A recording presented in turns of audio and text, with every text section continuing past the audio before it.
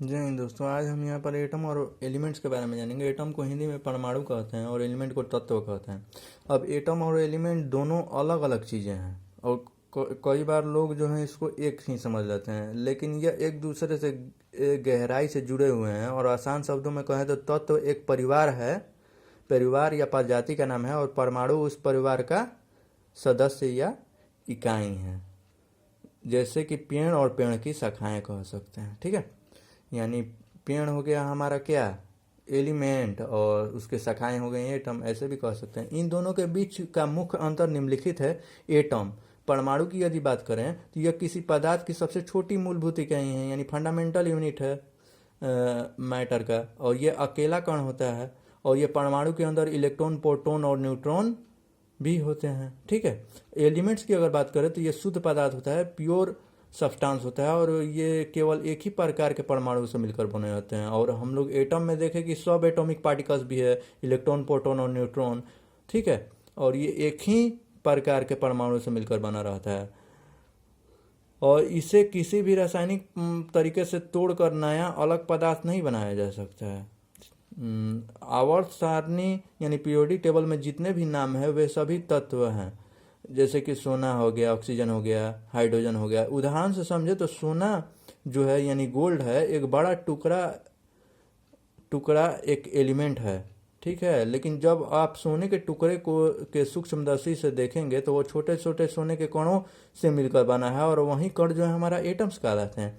आप इसे ऐसे भी समझ सकते हैं कि एक पेड़ है, पेड़ हमारा तत्व हो गया, और बहुत सारे पत्ते जो हैं वो परमाणु, उसको परमाणु समझ लीजिए, परमाणु से मिलकर बनता है।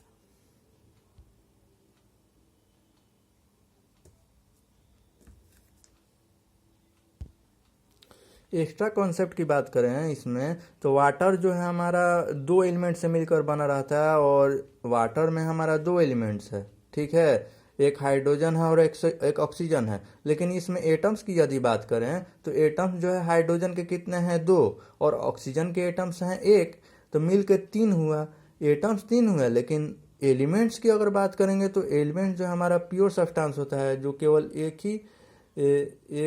एक ही जो है, मतलब elements is a pure substance which is made of only one atom, यानी सिर्फ एक ही एटम से मिलकर बना रहता है।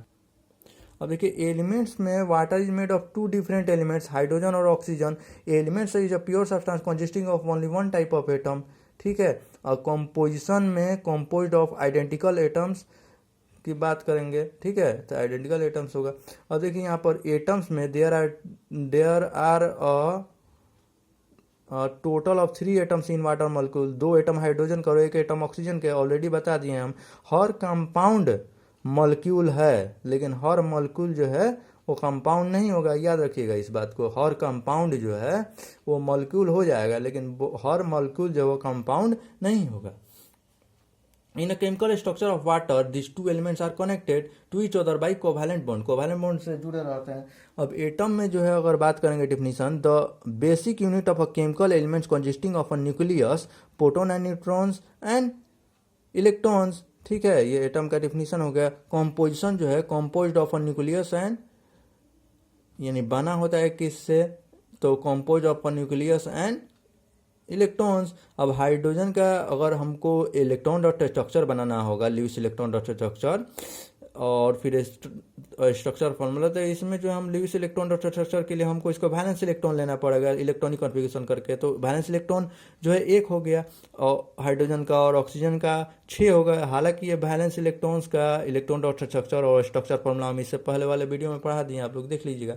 अब यहाँ पर देखिए कि ऑक्टेट पूरा करना रहता है इलेक्ट्रॉन डॉट स्ट्रक्चर में, तो ऑक्सीजन का ऑक्टेट पूरा हो गया, हाइड्रोजन जो है डुप्लेट पूरा करेगा, नियॉन जैसा, सॉरी हीलियम जैसा बनना चाहेगा हाइड्रोजन, और ऑक्सीजन जो है नियॉन जैसा बनना चाहेगा, तो ये बन गया। अब देखिए यहाँ पर लोन पेयर जो है वो होते हैं जो बंधन में भाग नहीं लेते हैं, और बॉन्ड पेयर वो होते हैं जो बंधन बना के भाग ले लेते हैं बंधन में। तो यहाँ पर लोन पेयर कितना हो गया, 2 गो मिलके 1 हो गया, तो लोन पेयर 2 गो है। और बॉन्ड पेयर कितना है, 2 गो है। और ये हमारा स्ट्रक्चर फॉर्मूला हो गया, क्योंकि इसमें स्ट्रक्चर फॉर्मूला को जो हम लोग बॉन्ड फार्मूला भी कहते हैं, इसमें बॉन्ड लगा होगा। ठीक है, थैंक्स।